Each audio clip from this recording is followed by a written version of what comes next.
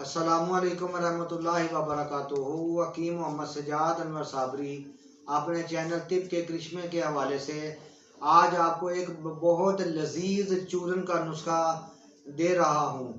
बेहतरीन चूरन का नुस्खा है, खाने में बहुत ज़्यादा लजीज है, लेकिन ये उन लोगों के लिए मुज़र सेहत है जिनके मैदे या आंतों में ज़ख़म पाए जाते हैं। उनके लिए ये बिल्कुल अच्छा नहीं है, वो लोग इसको ना बनाएं। और जिनके मैदे में ज़ख़म नहीं है, वैसे उनको खाने पीने में मसला है, भूख ना सही लगती हो और भूख की कमी हो, उसके लिए बेहतरीन है। खाया पिया फ़ौरन हज़म करता है और इसको जब आप इस्तेमाल करेंगे इंशाल्लाह इसके गीत गाएंगे। बहुत आसान सा नुस्खा है और बहुत तेज़ असर है। इसके अज्जा नोट कीजिएगा: अनारदाना, अमीचोर, मिर्च स्याह, मगा, सूंड यानी खुश अदरक, दारचीनी, ज़ीरा स्याह, सौंफ, नौशादर, सुहागा बरियाँ हर एक 50 ग्राम। सुहागा लेना है, बरियाँ करने के बाद उसका वज़न 50 ग्राम होना चाहिए। नमक सोंचल 250 ग्राम। 7 लीमू डली वाला आपने लेना है 20 ग्राम।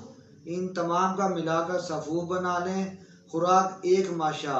ये नहायत लजीज किस्म का चूरन बनता है और बहुत ही ज़्यादा हाज़म है।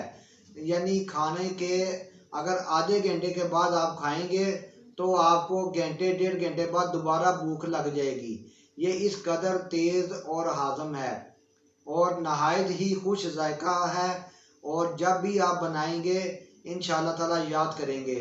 मेरे इस चैनल को यानी तिब के करिश्मे को ज़्यादा से ज़्यादा सब्सक्राइब करें और अपने दोस्तों के साथ शेयर करें ताकि ज़्यादा से ज़्यादा लोगों को इसका फ़ायदा हो सके। और आपसे रिक्वेस्ट है कि इसको लाजमी बनाएं और बनाकर अपने घर में एयर टाइट बॉक्स में इसको महफूज रखें और ख़ुद भी फ़ायदा उठाएं और अपने घर वालों को भी ये इस्तेमाल करवाएं। जो भी इसको इस्तेमाल करेगा इंशाअल्लाह ताला उसकी तबीयत खुश हो जाएगी। तो इसके साथ ही इजाज़त चाहता हूँ। हकीम मोहम्मद सजाद अनवर साबरी। अल्लाह हाफिज़।